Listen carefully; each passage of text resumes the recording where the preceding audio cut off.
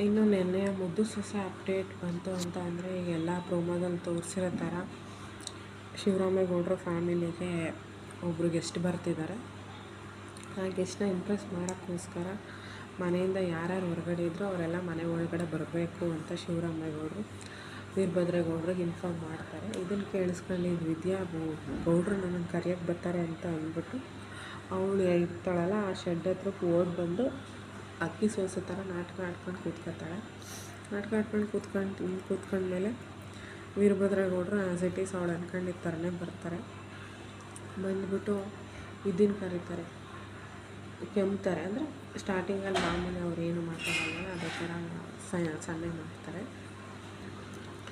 ವಿದ್ಯಾ ಅವಳು ಕೆಮ್ಮಿದ್ರು ಏನೇ ಅಂದರು ಏನಂದ್ರೂ ಅವಳು ಇಂಟೆನ್ಷನಲಿನೇ ಸುಮ್ಮನೆ ಕೂತಿರ್ತಾಳೆ. ಅಷ್ಟರಲ್ಲಿ ಚಂಪಾ ಅಲ್ಲಿಗೆ ಬರ್ತಾಳೆ.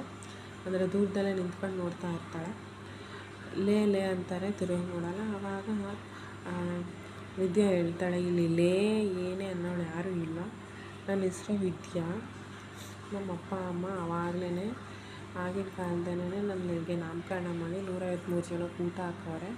ನನ್ನ ಹೆಸರು ವಿದ್ಯಾ ಅಂತ ಅದರಿಂದ ಕರೆದ್ರಷ್ಟೇ ನಾನು ತಿರುಗಿ ನೋಡೋದು.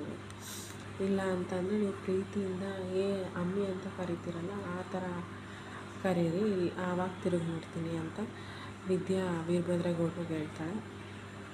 ಆಗ ವೀರಭದ್ರೇಗೌಡರು ಏನು ನಿನ್ನೇನು ಹಂಗೆ ಕರೀಲಿಲ್ಲ ಅಂತ ಅಂದ್ರೇನು, ನೀನೇನು ತಿರ್ಗೋದಿಲ್ವ ಹಂಗಾದ್ರೆ ಅಂತ ಹೇಳಿದಾಗ ತಿರ್ಗಲ್ಲ ನಾನು ಅಂತ ಹೇಳಿ ಅವಳು ಹಂಗೆ ಕೂತಿರ್ತಾಳೆ. ಗೌಡ್ರು ಎಷ್ಟೇ ಸಲ ಕರೆದ್ರೂ ಅವಳು ತಿರ್ಗೋದೆಲ್ಲ. ಕೊನೆಗೆ ಗೌಡ್ರೇ ಅಮ್ಮಿ ವಿದ್ಯಾ ಅಂತ ಕರೀತಾರೆ. ಕರೆದ ತಕ್ಷಣ ಅವಳು ಓಡಿ ಬಂದು ಫುಲ್ಲು ಸಂತೋಷದಲ್ಲಿ ಸೆರಗನ್ನೆಲ್ಲ ಆರಿಸ್ಕೊಂಡು, ಗೌಡ್ರೆ ಕರೆದ್ರೆ ನೀವು ನನ್ನ ಅಂತ ಹೇಳ್ತಾಳೆ. ಕರೆದೆ ಅಂತ ಫುಲ್ ಗಿರ್ಗಿಟ್ಲೆಲ್ಲ ತಿರುಗ್ತಾ ಇರ್ತಾಳೆ. ಮಿಸ್ಸಾಗಿ ಬೀಳಂಗಾಗುತ್ತೆ. ಅಷ್ಟರಲ್ಲಿ ಗೌಡ್ರು ಸಪೋರ್ಟ್ನ ತಗೊಳ್ತಾಳೆ. ಗೌಡ್ರು ಸಪೋರ್ಟ್ನ ತಗೊಂಡು ತಪ್ಕೊಂಡು ಒಂದು 2 ನಿಮಿಷ ಹಂಗೆ ಇರ್ತಾಳೆ. ಆ ಗೌಡ್ರು ನೂಕ್ತಾರೆ, ಸರಿಯಾಗಿ ನಿಂತ್ಕೊಂಡು ಹಿಂಗೆ ನೆಟ್ಟಗೆ ನಿಂತ್ಕೊಳಕ್ಕಾಗೋದಿಲ್ಲ ಅಂತ ಬೈತಾರೆ. ಆವಾಗ ವಿದ್ಯಾ ನಾನೇನು ಬೇರೆಯವ್ರ ಮೇಲೆ ಬಿದ್ದೆ, ನಮ್ಮ ಗೌಡ್ರ ಮೇಲೆ ತಾನೇ ಬಿದ್ದಿತ್ತು ಅಂತ ಒಂಥರ ನಾಚ್ಕೊಂಡು ವ್ಯಂಗ್ಯವಾಗಿ ನಗಾಡ್ಕೊಂಡು ಮಾತಾಡ್ತಾಳೆ.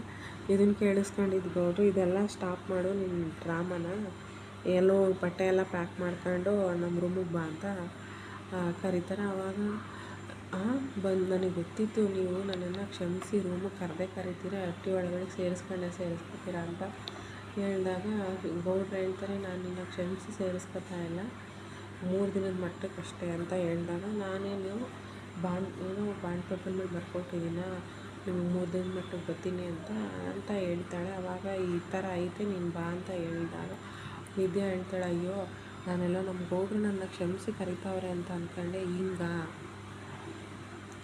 ಅಂತ ಹೇಳಿ ನಾನು ಬರೋದಿಲ್ಲ ಅಂತ ಅಂದ್ಬಿಟ್ಟು ಹಂಗೆ ಅವರಿಬ್ಬರು ಕಾನ್ವರ್ಸೇಷನ್ ಮಾಡ್ತಿರ್ತಾರೆ. ಇದನ್ನು ನೋಡಿ ಚಂಪಾ ಅಕ್ಕ ನೋಡು ಗೊತ್ತಿತ್ತು ಹೆಂಗೆ ನಾಟಕ ಆಡ್ತಾವ್ರೆ ಅಂತ ಅವಳೇ ಮನಸ್ಸಲ್ಲೇ ನಗಾಡ್ತಾ ಇರ್ತಾಳೆ. ಕೊನೆಗೆ ವಿದ್ಯಾ ಹೋಗಲ್ಲ, ನಾನು ಬರಲ್ಲ ಅಂತಲೇ ಡಿಸೈಡ್ ಮಾಡ್ತಾಳೆ. ಆದರೆ ಶಿವರಾಮೇಗೌಡರು ಮಾವ ಹೇಳವ್ರೆ ಅಂತ ಹೇಳಿ ನಾನು ಬರ್ತೀನಿ ಅಂತ ಅಂದ್ಬಿಟ್ಟು ಒಪ್ಕೊಳ್ತಾಳೆ. ನಾಳಿನ ಎಪಿಸೋಡಲ್ಲಿ ಏನು ತೋರಿಸಿರ್ತಾರೆ ಅಂತ ಅಂದರೆ ವಿದ್ಯಾ ಮನೆ ಕೆಲಸ ಮಾಡ್ತಾ ಇರ್ತಾಳೆ. ವೀರಭದ್ರೇಗೌಡರು ಆ ಕಡೆಯಿಂದ ಹೂ ತಗೊಳಮ್ಮಿ ಅಂತ ಕೊಡ್ತಾರೆ. ವಿದ್ಯಾ ಇದನ್ನು ನೋಡಿ ಶಾಕು, ಇದೇನು ದಿಟ್ವಾ ಅಂತ ಹೇಳ್ತಾಳೆ. ಆವಾಗ ವೀರಭದ್ರೇಗೌಡರು, ಅಯ್ಯೋ ನೀನು ಹಿಂಗೆ ಮಾತಾಡ್ಕೊಂಡೆ ನಿಂತಿರ್ತೀಯ, ಕೊಡಿ ನಾನೇ ಮುಡಿಸ್ತೀನಿ ಅಂತ ಹೇಳಿ ಮುಡಿಸ್ತಾರೆ.